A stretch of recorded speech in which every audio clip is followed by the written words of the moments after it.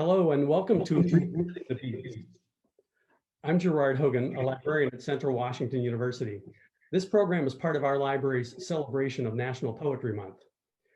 We begin our program by acknowledging that the land on which the main campus of Central Washington University resides is the historic home of the Yakima people, land that was reluctantly surrendered in the Treaty of 1855. We are honored and grateful to be here today on their traditional lands in the Kittitas Valley, which was a traditional gathering place for trading and sharing among the tribes east of the Cascades. My co-host, Marie Marchand, and the rest of the readers for tonight's program will now introduce themselves. Thanks, Gerard. Hi, I'm Marie Marchand, and I work at Central as the Associate Director of Gear Up, and I'm also in the Masters in Professional and Creative Writing program. I've been a poet since I first read John Keats' Ode to a Nightingale 30 years ago, which is a very, very different form of poetry than we'll be hearing tonight.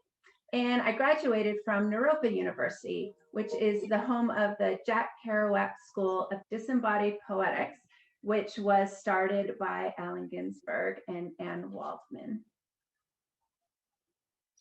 Hello, my name is Javier Cavazos. I'm an English instructor here at Central Washington University, and I advise MECHA. I first met Allen Ginsberg when I was 20 years old. I was reading a poem at the Nuyorican Poets Cafe, and after I read the poem, one of his assistants came over to me and handed me his work card from Brooklyn College with his phone number on the back of it, and I called his phone, and he answered, and he invited me to start sitting in classes with him on William Blake at Brooklyn College with one of my dear friends, Paul Beatty, at the time, another Nuyorican poet as well.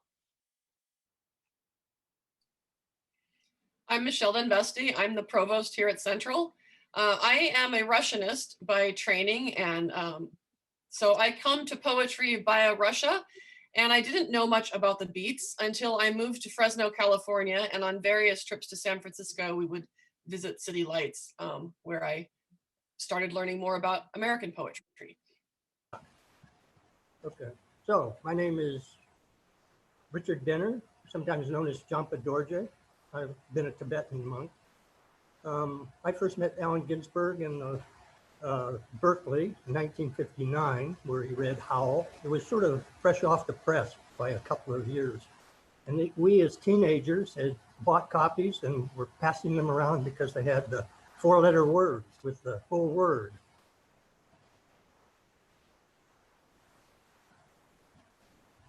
Hey, hi, I'm Jay. I am in junior undergrad, majoring in English, literature, and language. I've been a poet for as long as I can remember, but my first introduction to the beats was when I was 14. A movie called Kill Your Darlings came out, which centered around Allen Ginsberg and Lucien Carr and their relationship before everything. It's very dramatized, but I fell in love with it. And it was the end line where the person portraying Allen Ginsberg says, "And like all lovers and sad people, I am a poet." And it really hit me. So I've been reading the beats ever since.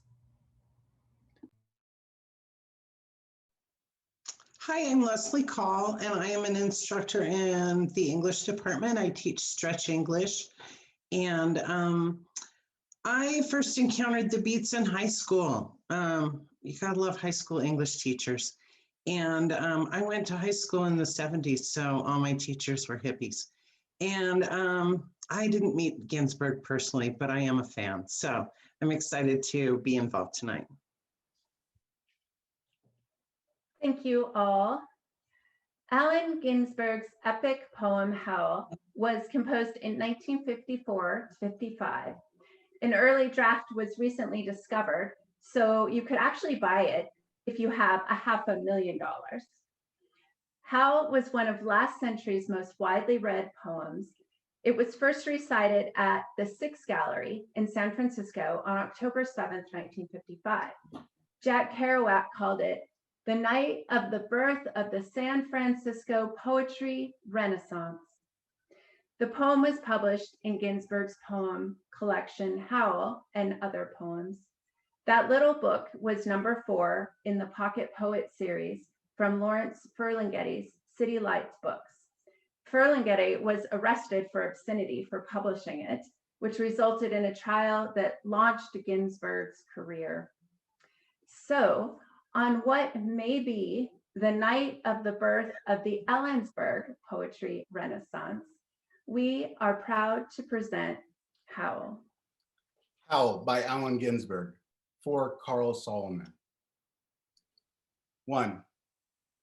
I saw the best minds of my generation destroyed by madness, starving, hysterical, naked, dragging themselves through the Negro streets at dawn, looking for an angry fix.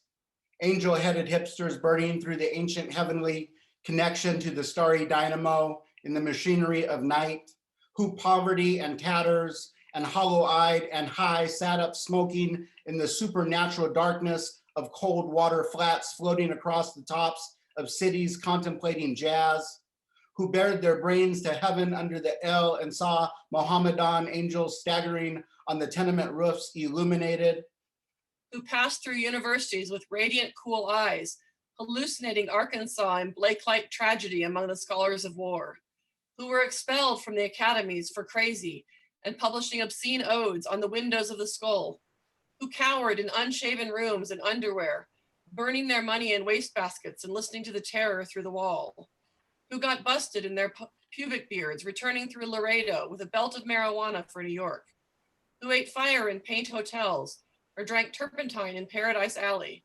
death, or purgatoried their torsos night after night with dreams, with drugs, with waking nightmares, alcohol, and cock and endless balls. Incomparable blind streaks of shuddering cloud and lightning in the mind, leaping towards poles of Canada and Patterson, illuminating all the motionless world of time between. Peyote solitudes of halls, backyard green tea, tree cemetery dawns, wine drunkenness over rooftops, storefront burrows of tea-head joyride, neon blinking traffic light, sun and moon and tree vibrations in the roaring winter dusks of Brooklyn, ashcan rantings and kind king light of mind, who chained themselves to subways for the endless ride from Battery to Holy Bronx on Benzedrine until the noise of wheels and children brought them down, shuddering, mouth-racked and battered bleak of brain, all drained of brilliance in the drear night of the zoo, who sank all night in submarine light of Bickfords floated out and set through the stale beer afternoon in desolate fugazis, listening to the crack of doom on the hydrogen jukebox, who talked continuously 70 hours from park to pad to bar to Bellevue to museum to Brooklyn Bridge. Lost battalion of platonic conversationalists jumping down the stoops, off fire escapes, off windowsills, off Empire State, out of the moon. Yakety yakking, screaming, vomiting, whispering facts and memories and anecdotes and eyeball kicks and shocks of hospitals and jails and wars. Whole intellects disgorged in total recall for 7 days and nights with brilliant eyes, meet for the synagogue cast on the pavement, who vanished into nowhere, Zen, New Jersey, leaving a trail of ambiguous picture postcards of Atlantic City Hall, suffering Eastern sweats and Tangerian bone grindings and migraines of China under junk withdrawal in Newark's bleak furnished rooms, who wandered around and around at midnight in the railroad yard, wondering where to go and went, leaving no broken hearts. Who lit cigarettes in boxcars, racketing through snow toward lonesome farms and grandfather night, who studied Plotinus, Poe, St. John of the Cross, telepathy, and Bob Kabbalah because the cosmos instinctively vibrated at their feet in Kansas, who loaned it through the streets of Idaho seeking visionary Indian angels who were visionary Indian angels, who thought they were only mad when Baltimore gleamed in supernatural ecstasy, who jumped in limousines with the Chinaman of Oklahoma on the impulse of winter midnight streetlight small town rain. Who lounged hungry and lonesome through Houston seeking jazz or sex or soup, and followed the brilliant Spaniard to converse about America and eternity, a hopeless task, and so took a ship to Africa, who disappeared into the volcanoes of Mexico, leaving behind nothing but the shadows of dungarees, and the lava and ash of poetry scattered in fireplace Chicago, who reappeared on the West Coast investigating the FBI in beards and shorts with big pacifist eyes, sexy in their dark skin, passing out incomprehensible leaflets, who burned cigarette holes in their arms, protesting the narcotic tobacco haze of capitalism, who distributed super communist pamphlets in Union Square, weeping and undressed while the sirens of Los Alamos wailed them down and wailed down Wall, and Staten Island Ferry also wailed, who broke down crying in white gymnasiums, naked and trembling before the machinery of other skeletons.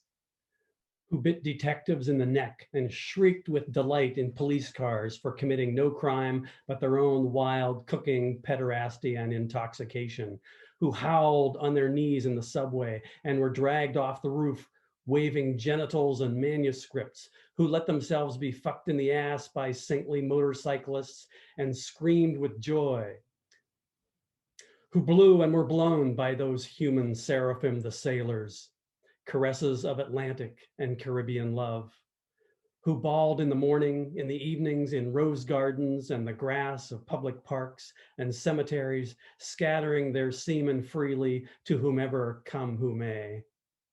Who hiccuped endlessly trying to giggle but wound up with a sob behind a partition in a Turkish bath when the blonde and naked angel came to pierce them with a sword, who lost their love boys to the three old shrews of fate and one-eyed shrew of heterosexual dollar and the one-eyed shrew that winks out of the womb and the one-eyed shrew that does nothing but sit on her ass and snip at intellectual gallon threads of the craftsman's loom, who copulated ecstatic and insatiate with a bottle of beer, a sweat heart, a package of cigarettes, a candle, and fell off the bed and continued along the floor and down the hall and ended fainting on the wall with a vision of ultimate cunt and cum eluding the last jism of consciousness, who sweetened the snatches of a million girls trembling in the sunset and were red-eyed in the morning, but prepared to sweeten the snatch of the sunrise,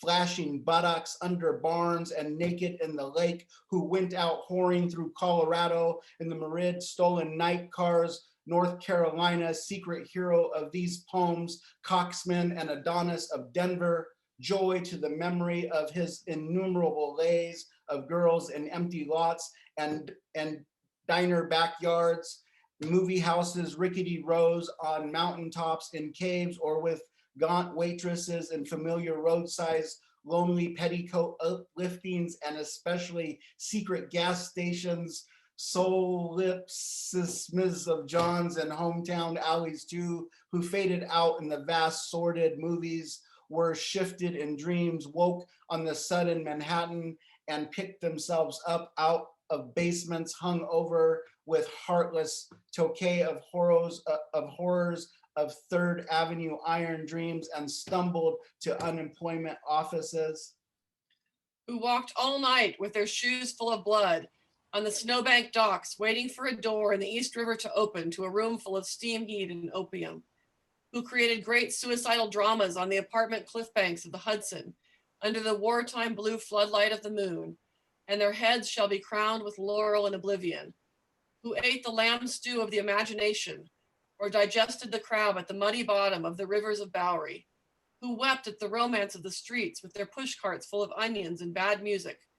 Who sat in boxes breathing in the darkness under the bridge, and rose up to build harpsichords in their lofts. Who coughed on the 6th floor of Harlem, crowned with flame under the tubercular sky, surrounded by orange crates and theology, who scribbled all night, rocking and rolling over lofty incantations, which in the yellow morning were stanzas of gibberish, who cooked rotten animals, heart, lung, feet, tail, bush, borscht, and tortillas, dreaming of the pure vegetable kingdom, who plunged themselves under meat trucks looking for an egg, who threw their watches off the roof to cast their ballot for eternity outside of time, and alarm clocks fell on their heads every day for the next decade, who cut their wrists 3 times successfully, unsuccessfully, gave up, and were forced to open antique stores where they thought they were growing old and cried.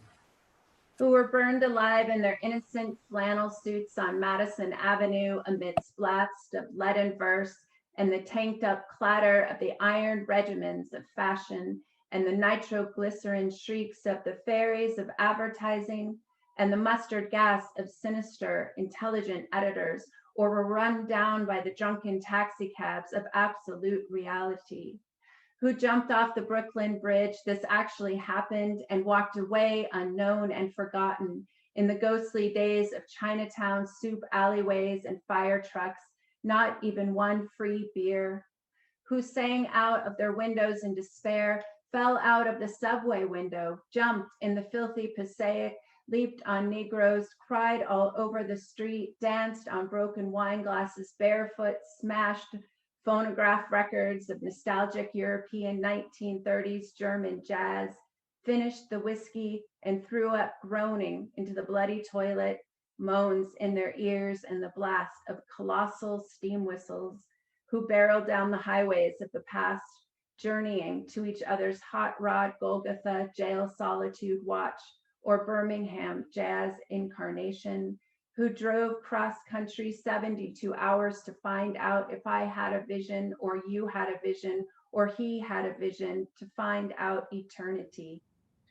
Who journeyed to Denver, who died in Denver, who came back to Denver and waited in vain, who watched over Denver and brooded and loaned in Denver and finally went away to find out the time, and now Denver is lonesome for her heroes, who fell on their knees in helpless cathedrals, praying for each other salvation and light and breasts until the soul illuminated its hair for a second, who crashed through their minds in jail, waiting for impossible criminals with golden heads and the charm of reality in their hearts, who sang sweet blues to Alcatraz, who retired to Mexico to cultivate a habit, or Rocky Mount to tender Buddha, to Tangiers to Boys, or Southern Pacific to the Black Locomotive, or Harvard to Narcissus, to Woodlawn, to the Daisy Chain or Grave, who demanded sanity trials, accusing the radio of hypnotism, and were left with their insanity in their hands and a hung jury.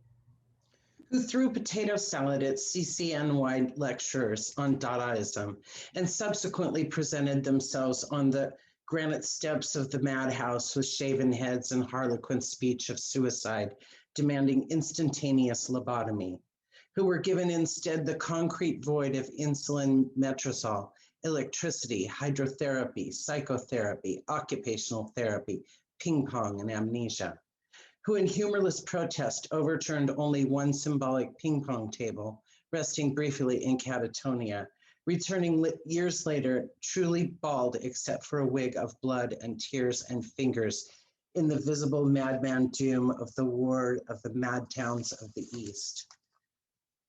Pilgrim State Rocklands and Greystones fetid halls, bickering with the echoes of the soul, rocking and rolling in the midnight solitude bench, dolmen realms of love, dream of a life, a nightmare, bodies turned to stone as heavy as the moon, with mother finally, and the last fantastic book flung out of the tenement window, and the last door closed at 4 a.m., and the last telephone slammed at the wall in reply, and the last furnished room emptied down to the last piece of mental furniture, a yellow paper rose twisted on a wire hanger in the closet, and even that imagery, nothing but a hopeful bit of hallucination. Ah, Carl, while you are not safe, I am not safe. And now you're really in the total animal soup of time, and who therefore ran through the icy streets, obsessed with the sudden flash of the alchemy of the use of the ellipsis catalog, a variable measure, and the vibrating plane, who dreamt and made incarnate gaps in time and space through images juxtaposed, and trapped the archangel of the soul between two visual images, and joined the elemental verbs and set the noun and dash of consciousness together, jumping with sensation of pater omnipotens aeterna deus, to recreate the syntax and measure of poor human prose, and stand before you speechless and intelligent and shaking with shame, rejected yet confessing out to the soul to conform to the rhythm of thought in his naked and endless head. The madman bum and angel beat in time, unknown, yet putting down here what might be left to say in time to come after death. And rose incarnate in the ghostly clothes of jazz, in the gold horn shadow of the band, and blew the suffering of America's naked mind for love into an Eli, Eli, Lama, Lama, Sabachthani saxophone cry that shivered the cities down to the last radio, with the absolute heart of the poem of life butchered out of their own bodies, good to eat 1,000 years. 2. What sphinx of cement and aluminum bashed open their skulls and ate up their brains and imagination? Malak, solitude, filth, ugliness, ash cans, and unattainable dollars, children screaming under the stairways, boys sobbing in armies, old men weeping in the parks. Malak, Malak, nightmare of Malak, Malak and loveless, mental Malak, Malak, the heavy judger of men, Malak, the incomprehensible prison, Malak, the crossbone soulless jailhouse and Congress of sorrows, Malak, whose buildings are judgment, Malak, the vast stone of war, Malak, the stunned governments, Malak, whose minds is pure machinery, Malak, whose blood is running money, Malak, whose fingers are 10 armies, Malak, whose breast is a cannibal dynamo, Malak, whose ear is a smoking tomb. Malak, whose eyes are 1,000 blind windows. Malak, whose skyscrapers stand in the long streets like endless Jehovah's. Malak, whose factories dream and croak in the fog. Malak, whose smokestacks and antenna crown the cities. Malak, whose love is endless oil and stone. Malak, whose soul is electricity and banks. Malak, whose poverty is the specter of genius. Malak, whose fate is a cloud of sexless hydrogen. Malak, whose name is the mind. Malak, in whom I sit lonely. Malak, in whom I dream angels. Crazy in Malak. Cocksucker in Malak. Lack love and manless in Malak. Malak, who entered my soul early. Malak, in whom I am consciousness without a body. Malak, who frightened me out of my natural ecstasy. Malak, whom I abandon. Wake up in Malak. Light streaming out of the sky. Malak, Malak. Robot apartments. Invisible suburbs. Skeleton treasuries. Blind capitals, demonic industries, spectral nations, invincible madhouses, granite cocks, monstrous bombs. They broke their backs, lifting Malak to heaven, pavements, trees, radios, tons, lifting the city to heaven, which exists and is everywhere about us. Visions, omens, hallucinations, miracles, ecstasies, gone down the American river. Dreams, adorations, illuminations, religions, the whole boatload of sensitive bullshit. Breakthroughs over the river, flips and crucifixions, gone down the flood, highs, epiphanies, despairs, 10 years, animal screams and suicides, minds, new loves, mad generational down on the rocks of time. Real holy laughter in the river. They saw it all, the wild eyes, the holy yells. They bade farewell. They jumped off the roof to solitude, waving, carrying flowers, down to the river, into the street. 3. Carl Solomon, I'm with you in Rockland, where you're madder than I am. I'm with you in Rockland, where you must feel strange. I'm with you in Rockland, where you imitate the shade of my mother. I'm with you in Rockland, where you've murdered your 12 secretaries. I'm with you in Rockland, where you laugh at this invisible humor. I'm with you in Rockland, where we are great writers on the same dreadful typewriter. I'm with you in Rockland, where your condition has become serious and it's reported on the new radio. I'm with you in Rockland, where the faculties of the skull no longer emit the worms of the senses. I'm with you in Rockland, where you drink the tea of the breasts of the spinsters of Utica. I'm with you in Rockland, where you pun on the bodies of your nurses, the harpies of the Bronx. I'm with you in Rockland, where you scream in a straitjacket that you're losing the game of the actual ping pong of the abyss. I'm with you in Rockland, where you bang on the catatonic piano. The soul is innocent and immortal. It should never die, ungodly in any armed madhouse. I'm with you in Rockland, where 50 more shocks will never return your soul to its body again from its pilgrimage to a cross in the void. I'm with you in Rockland, where you accuse your doctors of insanity and plot the Hebrew socialist revolution against the fascist national Golgotha. I'm with you in Rockland, where you will split the heavens of Long Island and resurrect your human tomb. I'm with you in Rockland, where there are 25,000 mad comrades all together singing the final stanzas of the Internationale. I'm with you in Rockland, where we hug and kiss the United States under our bed sheets, the United States that coughs all night and won't let us sleep. I'm with you in Rockland, where we wake up electrified out of the coma by our own souls' airplanes roaring over the roof. They've come to drop angelic bombs. The hospital illuminates itself. Imaginary walls collapse. Oh, skinny legions run outside. Oh, starry spangled shock of mercy, the eternal war is here. Oh, victory. Forget your underwear, we're free. I'm with you in Rockland. In my dreams, you walk, dripping from a sea journey on the highway across America, in tears to the door of my cottage in the western night.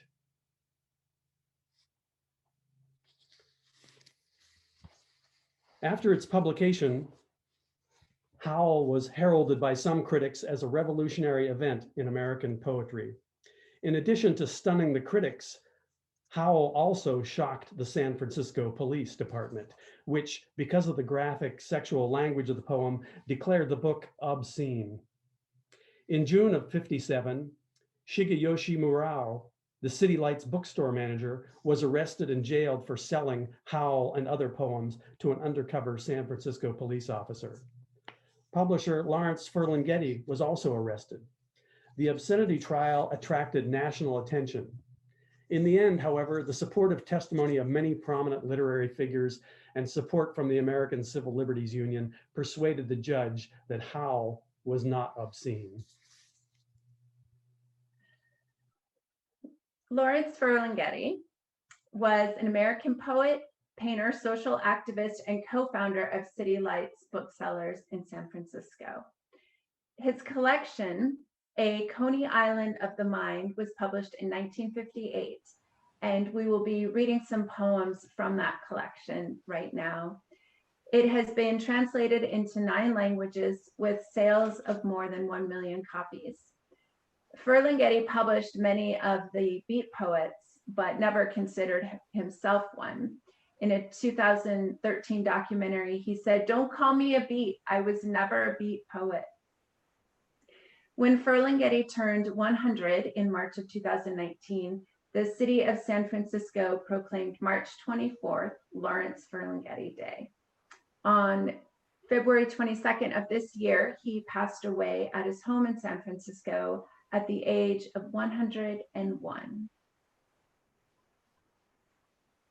Coney Island of the Mind, number 1. In Goya's greatest scenes, we seem to see the people of the world exactly at the moment when they first attained the title of suffering humanity. They ride upon the page in a veritable rage of adversity, heaped up, groaning with babies and bayonets under cement skies, in an abstract landscape of blasted trees, bent statues, bat wings and beaks, slippery gibbets, cadavers and carnivorous cocks, and all the final howling monsters of the imagination of disaster. They are so bloody real, as if they really still existed, and they do. Only the landscape has changed. They still are ranged along the roads, plagued by legionnaires, false windmills, and demented roosters. They are the same people, only further from home, on freeways 50 lanes wide, on a concrete continent spaced with bland billboards illustrating imbecilic illusions of happiness. The scene shows fewer tumbles, but more strung out citizens in painted cars, and they have the strange license plates and engines that devour America. A Coney Island of the mind, number 3.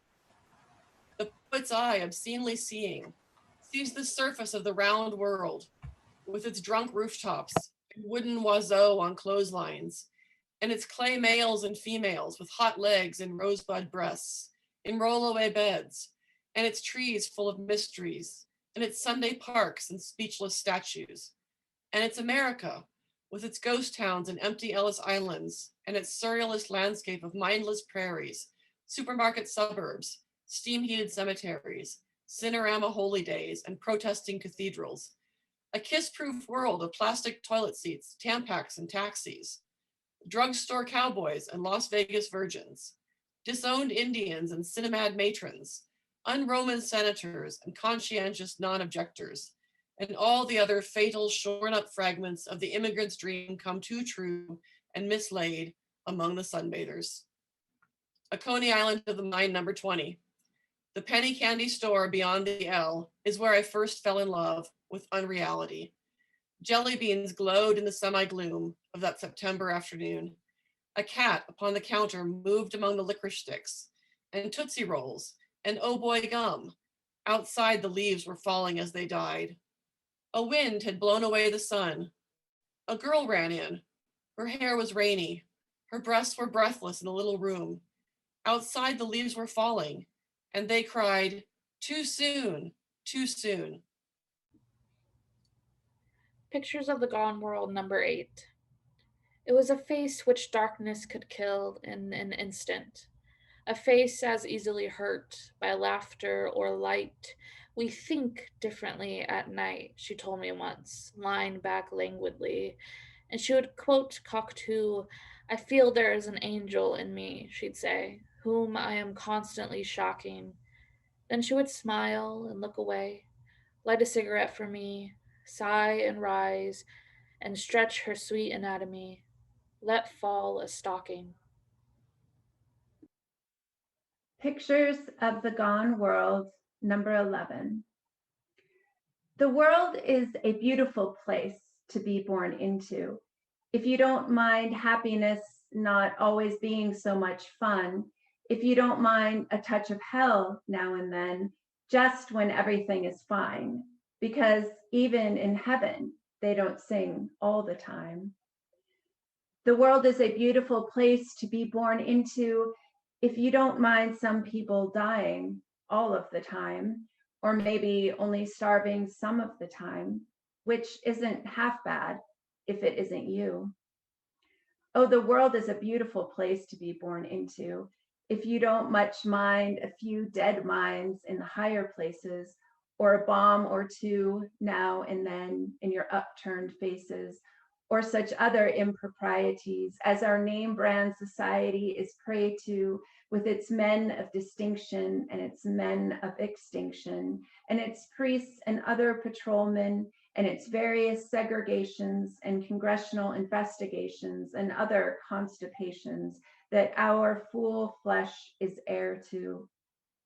Yes, the world is the best place of all for a lot of such things, as making the fun scene and making the love scene and making the sad scene, and singing low songs, of having inspirations and walking around, looking at everything and smelling flowers and goosing statues, and even thinking and kissing people and making babies and wearing pants and waving hats and dancing and going swimming in rivers on picnics in the middle of the summer and just generally living it up. Yes, but then right in the middle of it comes the smiling mortician. I am waiting. I am waiting for my case to come up and I am waiting for a rebirth of wonder. And I am waiting for someone to really discover America and wail. And I am waiting for the discovery of a new symbolic Western frontier. And I am waiting for the American eagle to really spread its wings and straighten up and fly right. And I'm waiting for the age of anxiety to drop dead. And I'm waiting for the war to be fought, which will make the world safe for anarchy. And I am waiting for the final withering away of all governments. And I am perpetually awaiting a rebirth of wonder. I am waiting for the second coming, and I am waiting for a religious revival to sweep through the state of Arizona And I am waiting for the grapes of wrath to be stored. And I am waiting for them to prove that God is really American.